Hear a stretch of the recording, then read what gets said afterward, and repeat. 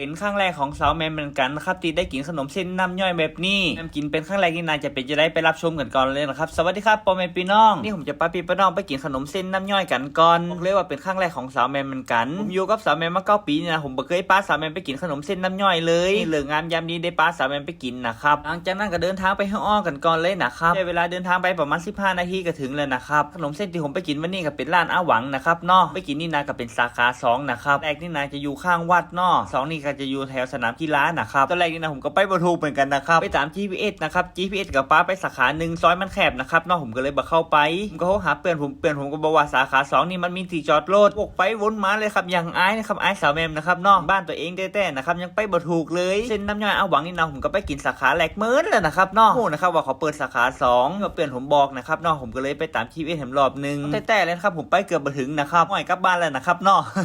สาขาแรกเขาจะอยู่ซ้ายมือตรงซอยนี่นะครับเนาะว่าผมเลี้ยวเข้าไปเลยนะครับแคบเกินผมก็เลยเลี้ยวรถกลับนะครับเนาะสาขา2ประมาณนี้เลยนะครับมีติดจอดรถสามแมมมากินข้างแรกเนี่ยสามแมมตื่นเต้นขนาดเลยมาตกใจราคาด้วยนะครับราคามันถูกขนาดนี้เลยว่าถ้าอยู่ชลบุรีนี่นะราคาบ่ถูกขนาดนี้เลยนี่นะเขาก็มีเหมือนกันนะครับบีบซดแบบนี้เขาจะมามีน้ำพริกน้ำย่อยนะครับส่วนมากเขาจะเป็นน้ำปลาห้าสามแมมก็ห้องข้าวปุ้นซาวน้ำปลาล่านี่นะรสเหมือนกันเลยนะครับที่ขันยาขนมเส้นน้ำย่อยกับประมาณนี้เลยมีแป้งสดนะครับมีเครื่องดูดใส่น้ำห้อนแบบนี้แถวชลบุรีนะเขาจะมีเครื่องแบบนี้นะครับนี่เป็นเครื่องบีบของเขานะครับนอกใจมือของเขาบีบเอาย่อยบรรเทานี่นะมันทันสมัยนะครับดูดแบบนี้เอานะครับนอกจากบีบเส้นแป้งลงไปเรียบร้อยแล้วเส้นของเขามันก็จะสุกร้อยขึ้นมาประมาณนี้เลยนะครับวิงหรือหิงของเขาตักลงไปเลยไปเรียบร้อยกับมาล้างน้ำเปล่าประมาณสัก 2-3 น้ำนะครับจนถึงมันสะอาดเลยประมาณนี้เลยนะครับนอกขนมเส้นน้ำย่อยนี่นะสดแบบนี้ล้ำดีขนาดเลยนะครับร้านของเขานี่นะกับบะหมี่แค่ขนมเส้นน้ำย่อยอย่างเดียวนะครับน้ำต้มตัวส้มตำมะโอ้หลายอย่างพร้อมเอาใส่กล่องแบบนี้เขาไม่ได้กินตีร้านนะครับเขาเอากลับบ้านเนาะทางร้านนี่นะเขาจะใส่เป็นกะละมังเขานะครับหรือถ้วยเนาะแต่ค่ะผมก็ไม่ได้ตั้งใจไปทายเขาหรอกครับว่าผมไปทายสาวแมมเล่นๆนะครับนอกปีเขาก็เลยห้องไปทายตั้งไหน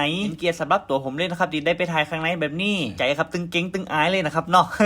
จะไปดูกรรมวิธีการย่างมันเรียบร้อยแล้วแมมก็ไม่ได้ลีลาจัดเต็มที่เลยนะครับสั่งพักลวกน้ำต้มพริกน้ำย่อย2 ถ้วยนะครับเนาะเลยจัดขนมเส้นน้ำย่อยมาเกินกิโลเลยครับน้ำต้มทั้งร้านเขานี่นะยางล้ำเลยนะครับผมก็ยังติดใจน้ำต้มเลยนะครับยางล้ำขนมเส้นน้ำย่อยสาวแมมนี่นะก็กินเป็นครั้งแรกเหมือนกันไม่ว่าสาวแมมยังกินมาจ้างผมก็เลยบอกว่าให้ตักน้ำพริกลงไปหลังจากใส่น้ำพริกลงไปเรียบร้อยแล้วผมจะให้เขาใส่พักลงไปแล้วตามด้วยน้ำปลาน้องหลายคนอาจจะคิดว่าคารสดีมันก็ครับผมไม่อยากให้สาวแมมกินเกมหลายนะครับแล้วผมก็เลยไม่ได้บอกเขาใส่แค่น้ำปลาแค่นั้นกับปอไม่อยากให้สาวแมมอร่อยปากลำบากไตนะครับเนาะปลาแค่นี้กับปอแหละนะครับเนาะล้ำเหมือนเดิมจะใส่รสดีนะมันก็อยู่ที่คนชอบคนมากของแต่ละคนด้วยนะครับเนาะหลังจากสาวแมมใส่น้ำปลาลงไปเรียบร้อยสาวแมมก็ยังบ่กินนะครับตักน้ำพริกใส่แฮมเมอร์เป็นผมนะครับเป็นคนอีสานมากินครั้งแรกนะเขายังติดใจเลยนะครับตอนที่ผมมากินนี่นะเขายังฝากซื้อน้ำพริกเลยเส้นน้ำย่อยนี่นะมันอยู่ที่คนชอบคนมากของแต่ละคนด้วยนะครับก็ชอบบางคนกับบ่ชอบมันอยู่ที่คนมากแต่เลยนะครับเนาะรับส่วนตัวผมนี่นะก็ชอบอยู่นะครับเนาะตั้งร้านของเขานี่นะก็บ่มีแค่ขนมเส้นน้ำย่อยนะครับน้ำต้มมีข้าวกันจีนมีส้มตำอย่างหลายอย่างตัว